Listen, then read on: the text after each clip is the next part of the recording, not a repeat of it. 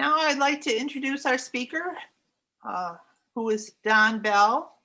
At our last meeting in January, we began to make plans for the coming year, and we identified areas where we wanted to focus our attention and efforts, such as broadly advocacy, which included supporting of getting computer equipment, training, and internet access to seniors, supporting of police reform, supporting strengthening of Medicare, Medicaid, and Social Security, as well as other social impact topics.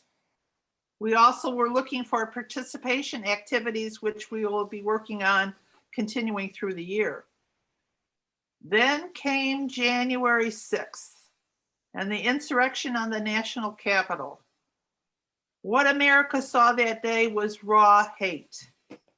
That hate was rooted in our history, or at least the history we have been taught. Why is that what we are taught? Why does it persist?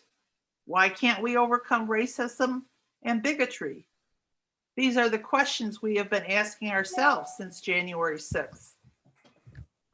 Returning to our January 2nd planning meeting and the topics we identified to pursue, and then juxtapose the events of January 6th to them, it is obvious that to pursue our goals, we needed to understand one of the main causes of why we need to work on those topics in the first place. In other words, why isn't there already fairness and equity in policing, healthcare, social services? I, as many of you, believe that it is racism and bigotry plain, and now it's painfully obvious.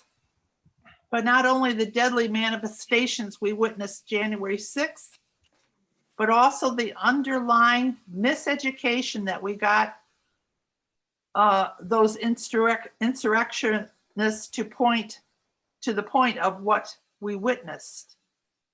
If we are to work on the topics we've identified, we need to do it with an understanding of how we got to this point.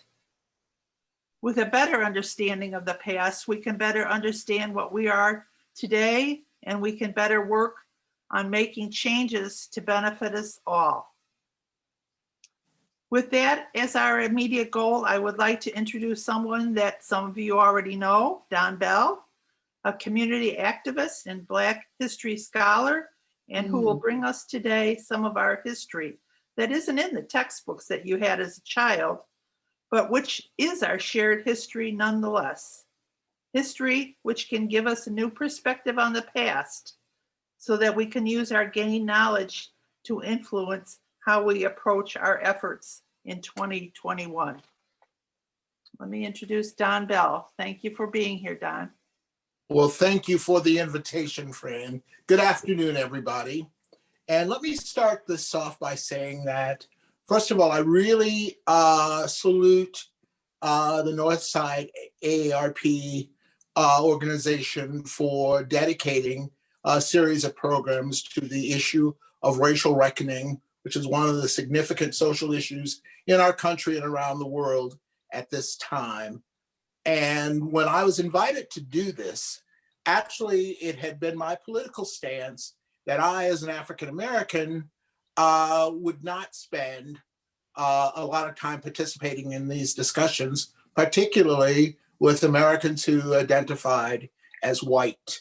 From my political stance, this is an issue that we live with and we discuss quite a bit, and that white people have to address for themselves. But I'm breaking my my practice at this point because of a very kind invitation from a group of people who were very instrumental in making me feel welcome in this community.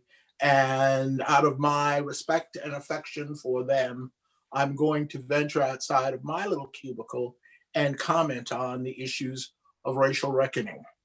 Now, on January the 6th, I started out the morning pretty much the way many of you did, celebrating what I was calling at that time Stacey Abrams Day, as she had successfully supported an effort in Georgia that gave us 2 Democratic senators, one Black and one Jewish, which underscored an historical ethnic alliance between Jews and African Americans. And then the cherry on top of the sundae was that was also the day that Merrick Garland's nomination for Attorney General was also announced. So I was really good between 8 a.m. and 12 p.m. on Tuesday, January the 6th. Me too. Wednesday rather. But then the afternoon happened, and I was actually watching the proceedings as both houses were gathered in in the House chambers to confirm the election, the results from the Electoral College. And I was just watching, and they cut away, and they noted a group of people marching from the White House toward the Capitol, and continued to comment on what was going on in the House chamber. And every once in a while they cut away, and we'd see the group got closer and closer and closer. I wasn't really paying any attention to that. And but then I noticed that the group got closer than I would have assumed was permitted based on demonstrations that I had participated in Washington. And we got to that limit, and they kept going, and they kept going, and they kept going. And so I'm thinking to myself, boy, oh boy, if that had been us, there'd be some dead bodies right now. And they kept going, and they kept going. And then I didn't really focus on it until they reported that the Capitol was breached. And what I saw from my African-American perspective was this. This was an assault not only on our government, but on the contributions of African-Americans, which are always questioned in terms of our status as Americans. But this was a building that was built by slaves, that was placed in its location by a landscaper named Benjamin Banneker, who was African-American, who did the work on the government district in Washington, D.C., while all of the credit went to Pierre L'Enfant, the French landscape architect. And that, to me, was part of our problem, that our contributions to American history are not well known and not recognized. And I thought about that, and I thought that, you know, if I were white, what would really concern me is the fact, not that I don't know African-American history, but I don't know American history, because it's so heavily edited in terms of race and ethnicity, because these things belong to all of us. So this is how we got to where we are in terms of racial reckoning. And what I thought about at the time was going back all the way in history. Anthropologically, we know that Homo sapiens, the humanoid forms in which we exist right now, came from Africa. We know that anthropologists say that we are all descendants of a common Eve from Africa 250,000 years ago. And just this last week, there was some anthropological discoveries in Gabon, right off of the west coast of Africa, that shows human artifacts that they guesstimate date back nearly 835,000 years. So that's a time or two. But the thing is, we know, if we think about it, and it can scientifically be proven, that while we assume that we are different, we are in fact all the same.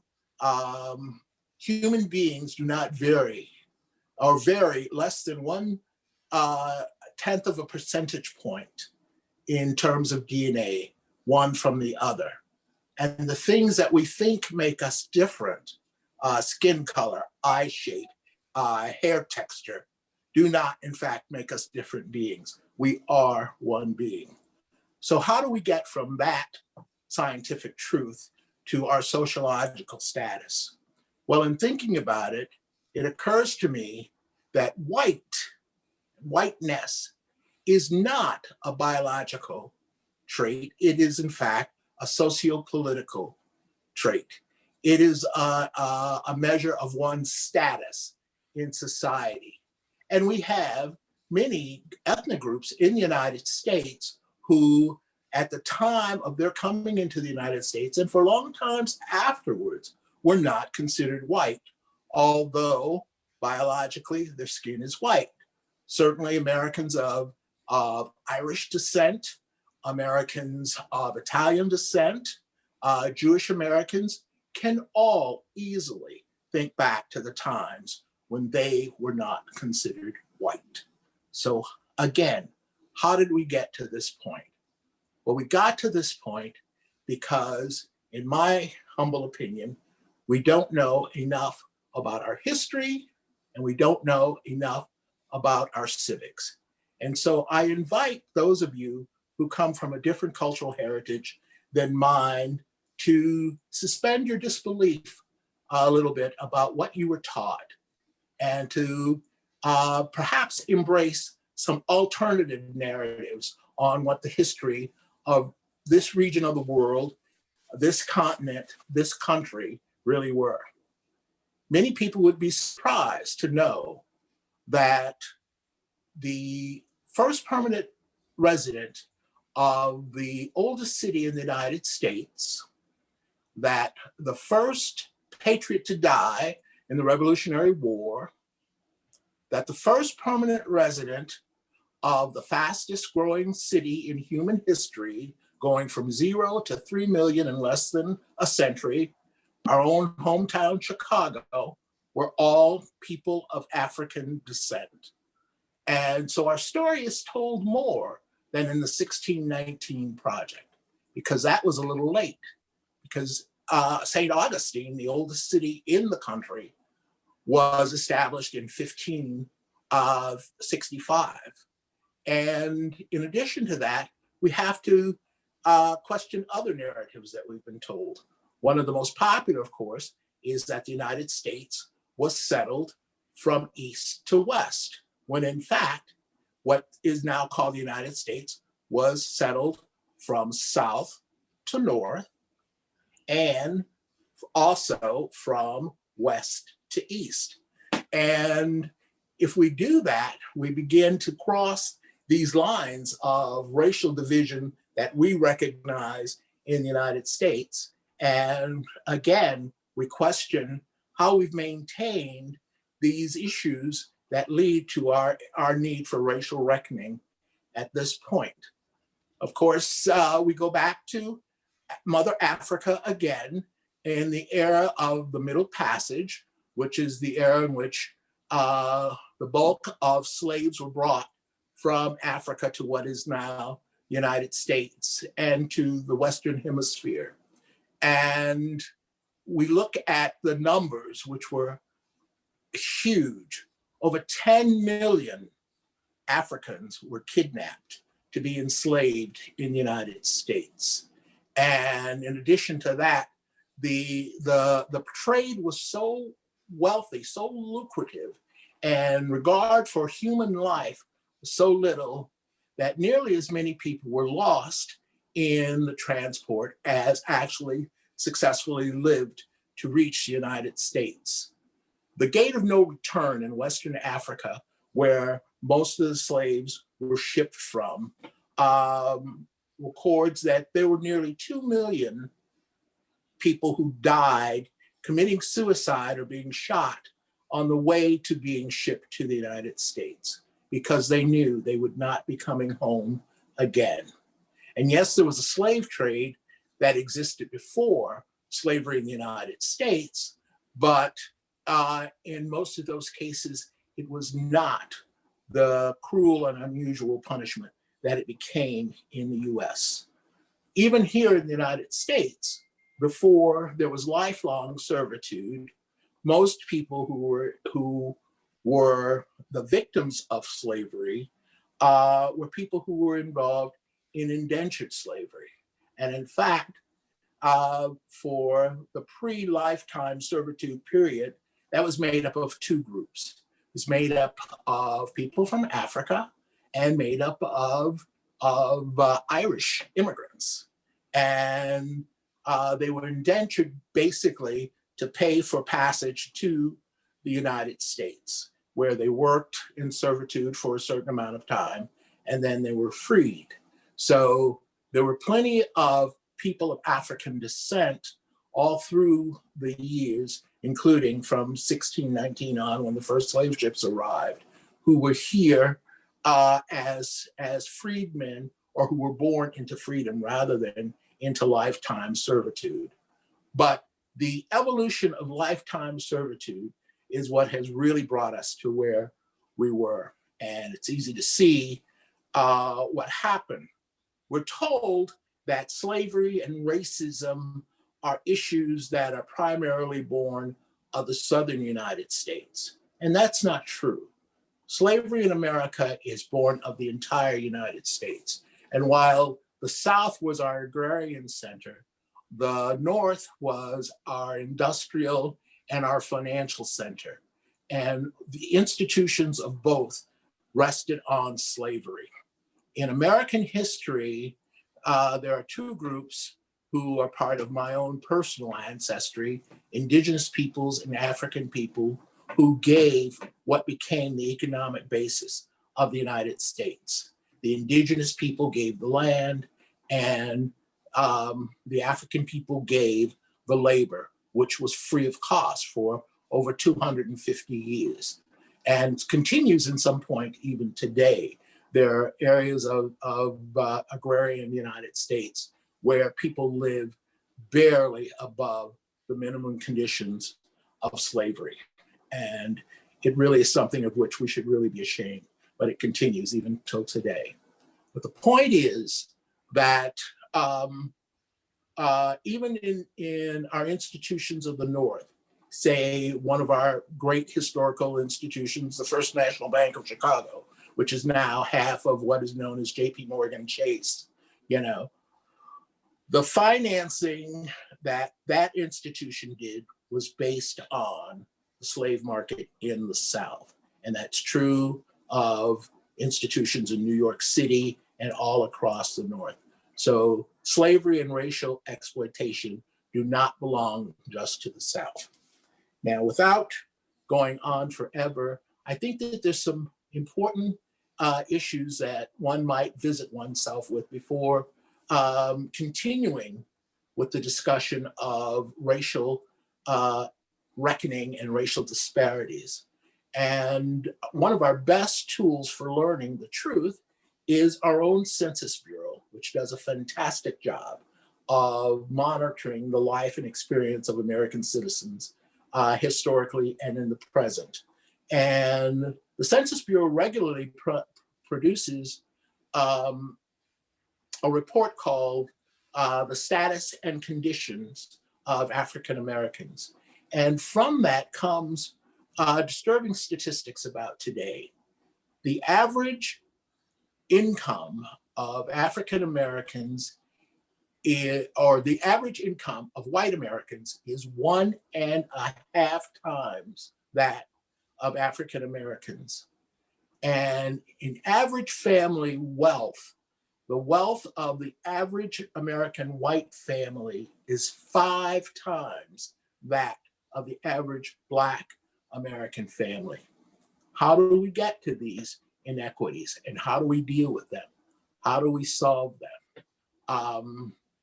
Let's take a step back and look not only at racial history as we've seen it, those of us who were born post-World War II, but also let's look back on ethnic history in which this was also based.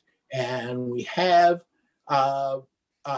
varying experiences amongst different ethnic groups, along with racial inequities that we have to deal with historically.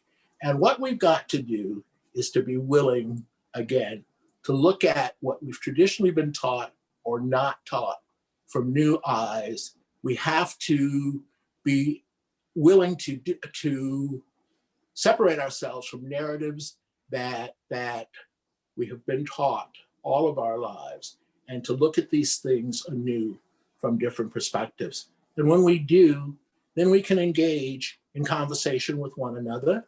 We can engage in a more truthful understanding of how we got this way, and we can develop a point of commonality from which we can go on together. I personally, and as I said before, I'm not here as the voice of Afro-Americana. I'm here as an African-American voice, not the African-American voice. And it is my firm belief that we are related to each other. And what we do is a measure of the humanity of all of us. I'm moved by the words, not only of Amanda Gorman, Youth Poet Laureate at President Biden's inauguration, but also by the words of Maya Angelou at the second inauguration of William Jefferson Clinton, where she ended with the lines, "We are more alike than unalike. We are more alike than unalike. We are more alike than unalike." You can join me in that belief. If you can join me in the goals that we set out in the preamble of our Constitution about providing for the general welfare, if you can join me in beliefs not only of equality, but of equity, then we can have conversations and we can take actions that can get us from where we are now to where we need to be if we are going to succeed and persist as a human society. So that's it for me. Thank you very much for your time. Thanks for the opportunity. And I look forward to the continuing conversations on racial reckoning in the United States. Thank you. Thank you,